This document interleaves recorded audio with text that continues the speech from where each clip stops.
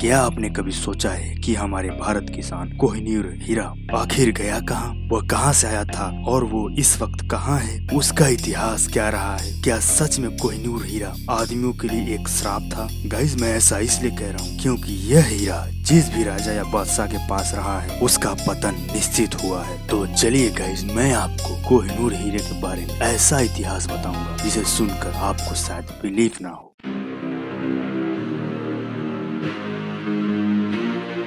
Guys, Kohinoor हीरा कब और कहां से आया, इसका सही और सटीक प्रमाण मिलना बहुत ही ज्यादा मुश्किल है। ये बात उन दिनों की है जब दिल्ली में गयासुद्दीन तुगलक ने 1320 में खिलजी वंश का अंत करके गद्दी संभाली। उसके बाद उसके पुत्र उलुग खान को उसने 1323 में काकातीय वंश के राजा प्रतापरुद्र को हराने के लिए भेजा। इस युद्ध में उलुग खान हार गया, लेकिन वह दोबारा बहुत बड़ी सेना के साथ लौटा और राजा प्रतापरुद्र को हरा दिया। जब ये युद्ध उलुग खान जीत गया तो उसने वहाँ महीनों तक लूटपाट की, जिसमें बहुत भारी मात्रा में सोना, चांदी, हाथी के दांत और भी बहुत सारे हीरे जवाहरात को उसने लूटा और उसे ऊंटों और हाथियों और घोड़ों पर लाद कर दिल्ली ले आया। और ये जो कोहिनूर हीरा था यह उसी लूटपाट का एक हिस्सा था जो कि गयासुद्दीन तुगलक के पास चला गया। इसके बाद यह हीरा धीरे धीरे दिल्ली सल्तनत के उत्तराधिकारियों से होते होते बाबर के पास 1526 में जा पहुंचा। इस हीरे के अस्तित्व के बारे में प्रॉपर जानकारी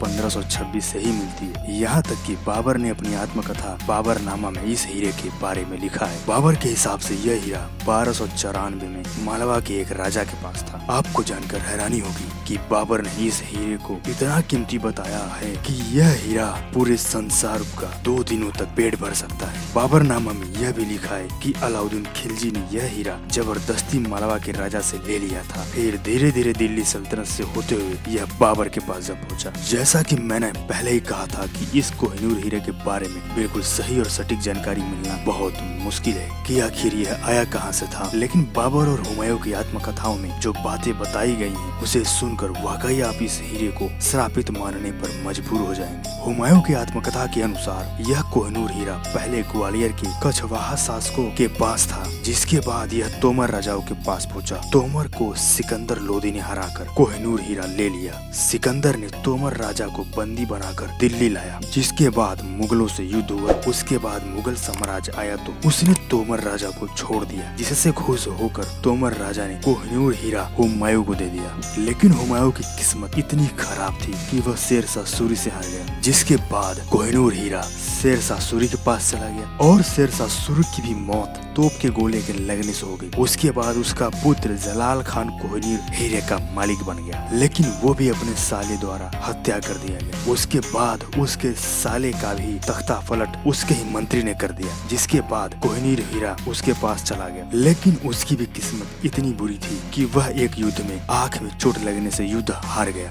यहाँ पर सोचने वाली सबसे बड़ी बात यह है कि हुमायूं के पुत्र अकबर ने यह कोहिनूर हीरा अपने पास नहीं रखा, और देखा जाए तो अकबर जब चाहता तब इस कोहिनूर हीरो को ले सकता था, क्योंकि वह पूरे भारत में राज कर रहा था। उसके बाद किसी तरह से यह हीरा शाहजहां के शासन में उसके पास जा पहुंचा, और शाहजहां के पास कोहिनूर हीरे के आते ही औरंगजेब द्वारा तख्ता पलट कर दिया गया और शाहजहां बंदी बना लिया गया। यहाँ पर सोचने वाली बात यह है कि क्या सच में यह कोहिनूर हीरा मनहूस है या फिर बस एक वहम। दोस्तों, शाहजहां ही वो बादशाह था जिसने कोहिनूर हीरो को प्रसिद्ध मयूर सिंहासन में जड़वाया, जिसे तख्ते ताउस भी कहते थे। उसके बाद ईरानी शासक नादिर शाह ने मुगलों के साथ युद्ध किया और लूटपाट में कोहिनूर हीरा मयूर सिंहासन सहित ईरान चला गया। इस हीरे के मिलने के बाद ही अचानक नादिर शाह के मुंह से कोह-ई-नूर निकल पड़ा, जिसके बाद इस हीरे का नाम कोहिनूर पड़ गया। नादिर शाह की किस्मत भी इतनी अच्छी नहीं निकली। 1747 में उसकी भी हत्या कर दी गई, जिसके बाद कोहिनूर हीरा अफगानिस्तान के अहमद शाह अब्दाली के पास चला गया। इसके बाद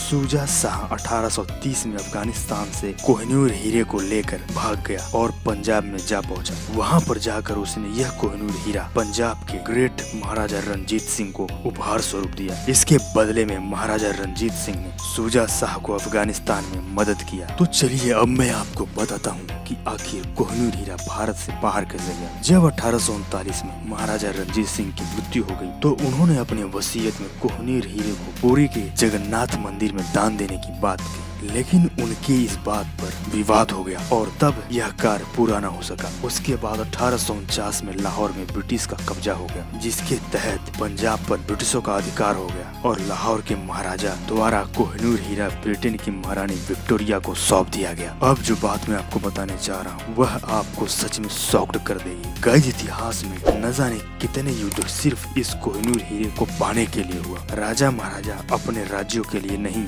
सिर्फ कोहिनूर हीरे के लिए लड़ते थे। दोस्तों, कोहिनूर हीरा 1911 में ब्रिटेन की महारानी मैरी के सरताज में जड़ा गया था। तब से लेकर आज तक यह कोहिनूर हीरा उसी ताज में है। कोहिनूर हीरा लंदन में टावर ऑफ लंदन म्यूजियम में रखा गया है। गाइस, क्या आपने एक चीज नोटिस किया कि यह कोहिनूर हीरा जिस किसी के पास भी रहा है उसके साथ बहुत बुरा हुआ है। उसकी मौत तो हुई ही, साथ में उसका राज्य भी तबाह हो गया। अब आप सोच रहे होंगे कि ब्रिटेन के साथ फिर क्यों ऐसा नहीं हुआ, तो चलिए मैं आपको ब्रिटेन का भी हाल बता देता हूँ। ब्रिटेन जो कि पूरी दुनिया पर राज करता था, उसका सारा नाम, इज्जत, पैसा सब खत्म हो गया। आज की डेट में भी देख लीजिए, इंडिया ब्रिटेन से बहुत ज्यादा आगे निकल चुका है। इस हीरे के आने के बाद धीरे धीरे ब्रिटेन से सारे देश आजाद हो गए। मुझे सबसे बड़ी रहस्यमय बात यह लगती है कि आखिर सैकड़ों हजारों सालों तक ये हीरा इधर उधर अनेक राज्यों में, अनेक देशों में घूमता रहा, लेकिन कभी खोया क्यों नहीं? कहीं सच में यह कोहिनूर हीरा श्रापित तो नहीं? क्योंकि जिसके पास रहता है वह बर्बाद हो जाता है।